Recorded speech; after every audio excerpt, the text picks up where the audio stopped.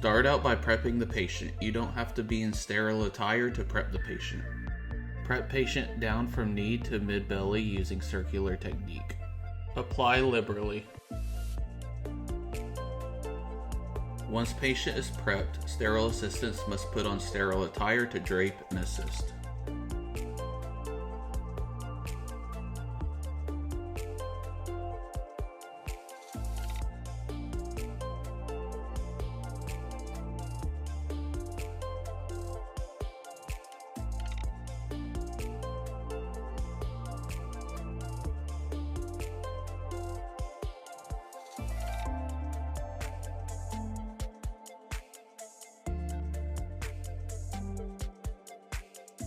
Sterile femoral drape is opened and handed to the assistant using sterile technique. There needs to be a table tray placed at the foot of the bed.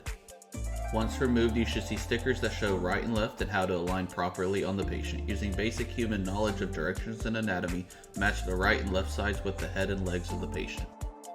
Remove stickers and place on the groin and spread open the drape and fold out using the arrows provided on the drape for proper unfolding order. Drape over the table tray.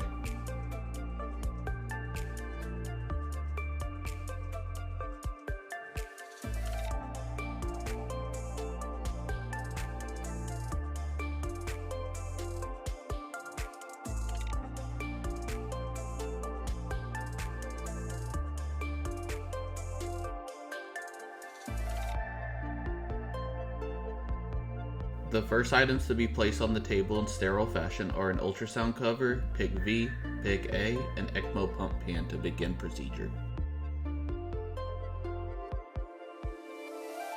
To prepare ultrasound cover, use technique shown. Open cover, insert gel, and place over probe.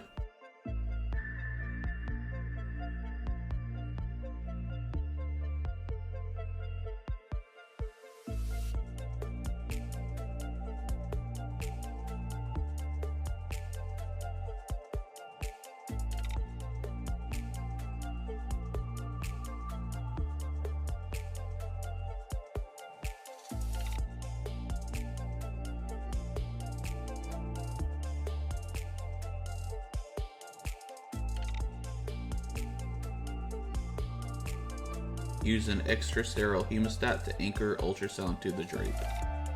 Important and frequently used items in ECMO pan are 4 to 6 tubing clamps, Mayo scissors, and needle drivers. Both dilator kits have the same supplies included. The main difference is the PIC V has 10, 14, and 18 French dilators with Easter egg color ends. The PIC A has a dilator with an arterial red end, 8, 12, and 16 French dilators. While the surgeon is working on gaining access, place a sterile bowl and bulb syringe and fill with normal saline.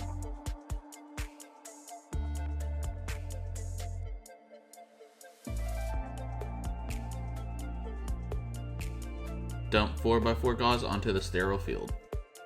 If placing a distal reperfusion line, open and place a micropuncture kit, a guide wire from corded sheath kit,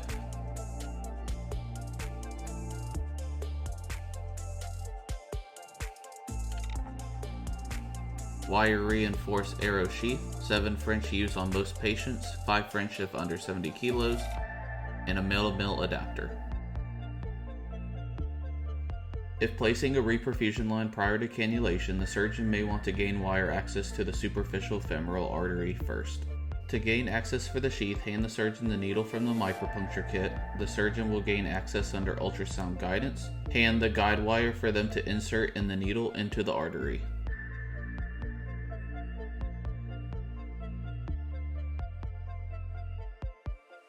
Needle is removed.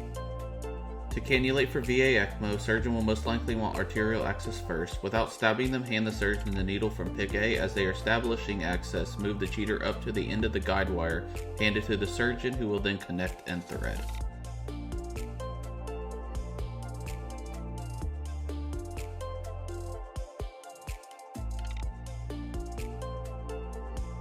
They will remove the needle and cheater. Next, establish venous access. To do so, hand surgeon a needle attached to syringe. Once again, without stabbing them as they are establishing access, prepare the cheater on the venous guide wire.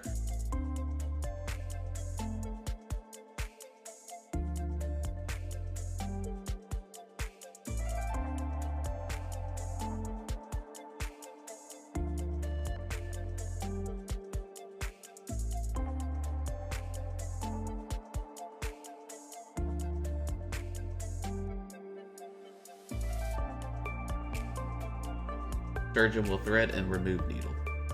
With all guide wires in place, heparin is to be bolus, 5,000 units typically, and also 2 grams ANSEF if needed. Communicate this with your surgeon. Safely hand surgeon's scalpel.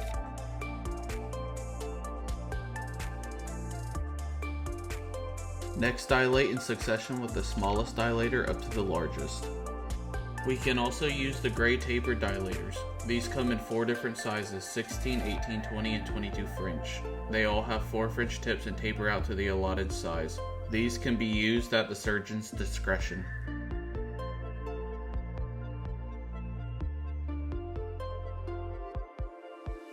While surgeon is dilating, hold wire taut while being mindful not to pull wire out, and communicate with surgeon that you have wire as you pass them the dilators and cannula.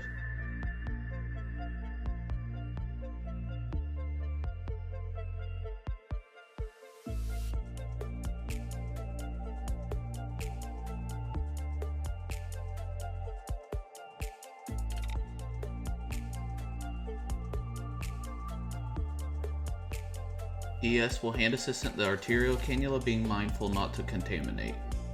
Arterial cannula comes out of the package with the obturator attached. Feed through guide wire and hand to surgeon for placement. While surgeon is feeding through wire, assistant needs to hold red rubber piece and obturator in place as surgeon inserts the cannula to avoid any vascular complications. When cannula is in place, hand surgeon a tubing clamp. Assistant will then pull the wire, rubber piece, and obturator all the way out. Surgeon will briefly let the cannula back bleed and will clamp.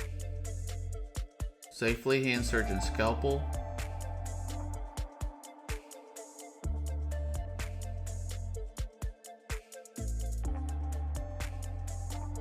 Next, dilate in succession with the smallest dilator up to the largest for venous drainage cannula placement. Use proper wire technique by keeping the wire taut while being mindful to not pull back the wire. A useful technique is to hold your hand firm on the patient as an anchor to prevent from pulling out the wire. The venous wire is much longer than the arterial, so be mindful of proper technique.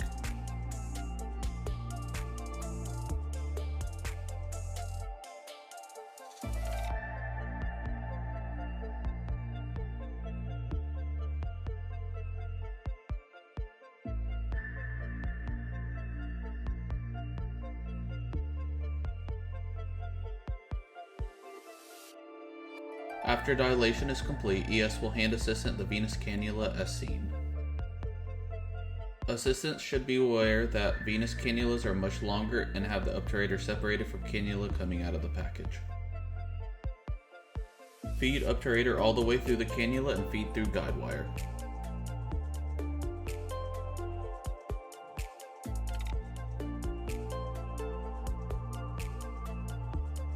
Surgeon may want to briefly measure placement before feeding through. While the last cannula is being placed, ES is simultaneously getting sterile lines ready and prepared to be cut and attached to cannulas. Remove blue sterile cover, pull apart plastic covering to expose the sterile tubing underneath.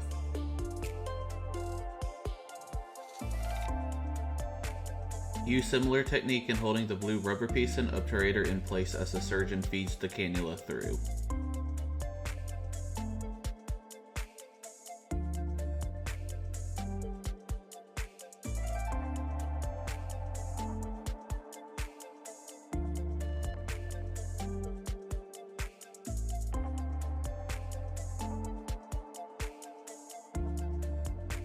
When ready, assistant will once again remove wire, rubber piece, and obturator. Surgeon will briefly allow cannula to bleed back and will clamp. Hand sterile ECMO tubing to assistant. Sterile assistant tightly grabs and holds tubing while ES pulls back the plastic to expose more sterile tubing. ES must be mindful not to touch sterile area.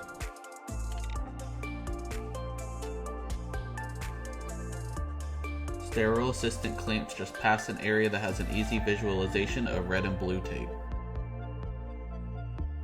Clamp tubing next to the priming bag on the circuit before cutting. ES clamps reservoir bag and pre and post cone while maintaining pump at 1500 RPMs to promote forward flow.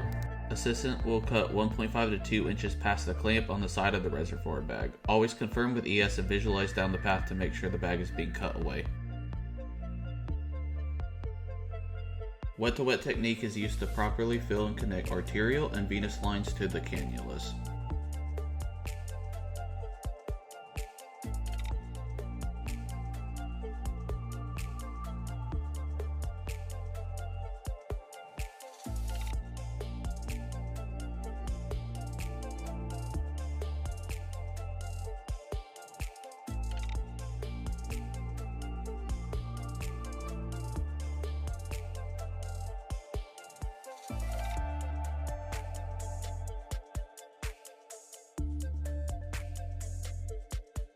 Once clamps are removed, ES removes clamps and increases RPMs to reach desired flow and support. Be mindful of color change to ensure sweep gas is turned on. For reperfusion placement, cut around wire and feed dilator.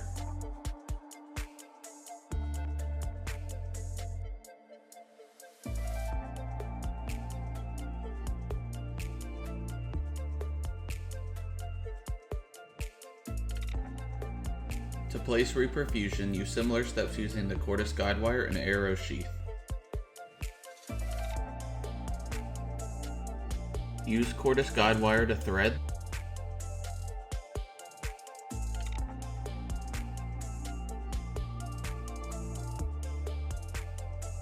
Feed arrow obturator.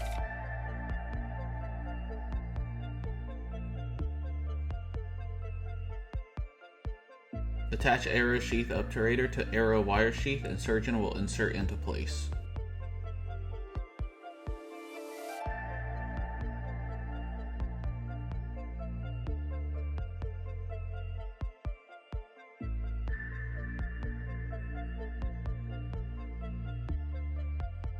Surgeon will open stopcock to prime sheath tubing.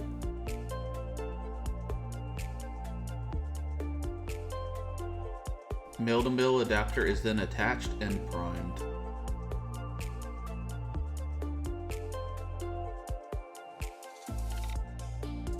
When ready, ES decreases RPMs to 1500 as surgeon clamps on either side of luer lock connector. White cap is taken off and the sheath is connected to arterial cannula to provide distal limb perfusion.